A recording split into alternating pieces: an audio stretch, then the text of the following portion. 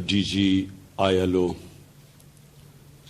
I want to thank you for holding this virtual ILO summit and at a very critical time for labor all over the world. The lockdown, because of the pandemic, has hit the labor community the most.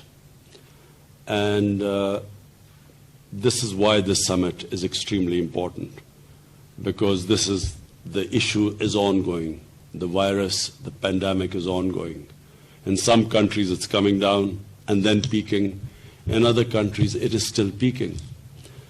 And so therefore it's very important that all of us have some sort of a combined strategy to deal with with this vulnerable section of a society, labor.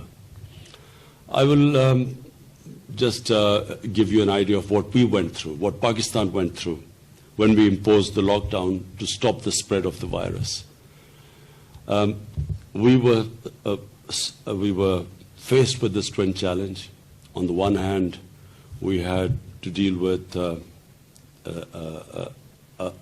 spreading disease which we knew would overwhelm our hospitals. Our healthcare, we knew, could not cope if suddenly this virus peaked. So on one hand, we had to slow the spread of the virus. But then we had this other problem. What do we do with this informal part of our economy where most of people were self-employed, where the labor force was not registered, so we had no record of our labor force. So when the moment we imposed the lockdown, suddenly all these people became unemployed. And not just unemployed, the self-employed people or the people who were not registered, and that's the majority of the labor in our country, in the informal sector. Now the problem we faced was that this labor, their families depended upon the incomes, the daily incomes or the weekly incomes of this labor. And if they could not earn, their families could not eat. So in the beginning, we had the situation in the first 2-3 weeks where cars going into poor areas of our society were actually attacked by people who were hungry. So therefore, we came up with this idea of a smart lockdown. We decided that we would, on the one hand, stop all places where there were public gatherings, so schools, colleges, marriages, anywhere, sports activities, everything we stopped. But on the other hand, we allowed other activities like construction and agriculture. We did not stop any workers in the agriculture area because, of course, then we would have had a huge food crisis. But construction activity, which employs most amount of workers in our cities, we open it up fairly quickly.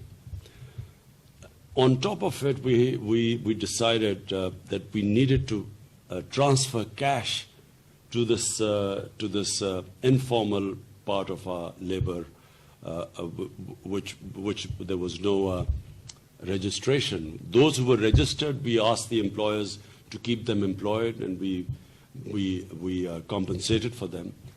But the ones who weren't registered, we set up the system of people registering with our SAS program, which was this program through which we distributed money.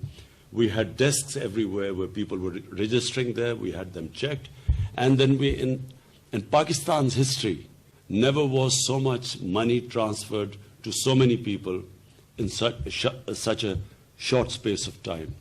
So that's saved us from some of the worst aspects of the lockdown. For instance, we saw what was happening in India. India did the opposite. They went for a curfew almost. And they had the huge problem of millions of migrant workers who were just left stranded. And on top of it, their poverty, because of this very strict lockdown, their poverty rates have gone up. But having said this, the future is very uncertain. we don't know how long the economy will take to recover from the impact of this lockdown. So no one is sure right now where we are headed.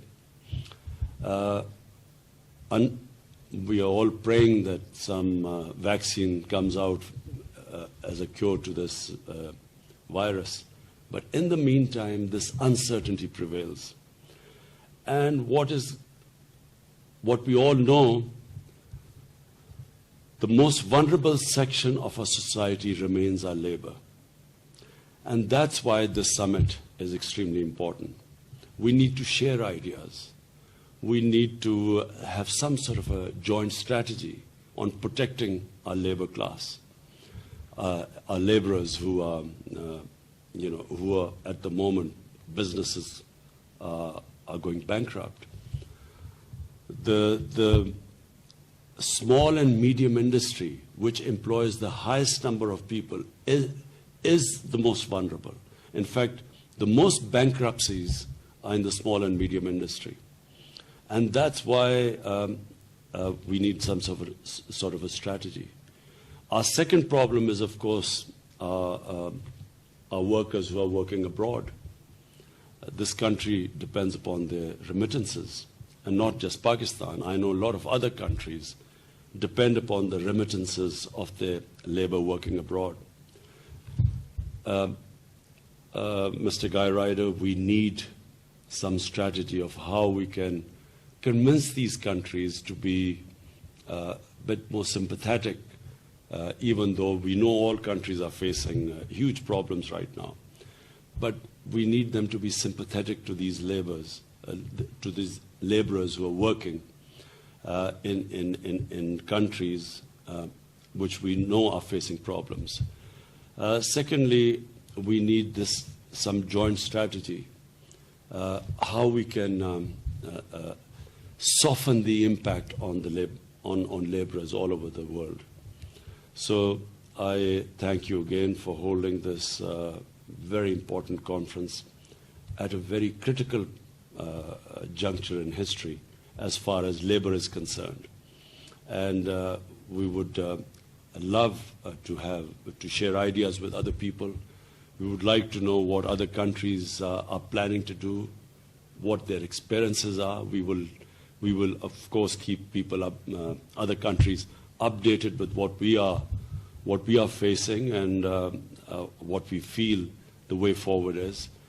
But this conference is a beginning, I feel. After that, this constant exchange of ideas I'm sure will help all of us to help our labor. Thank you.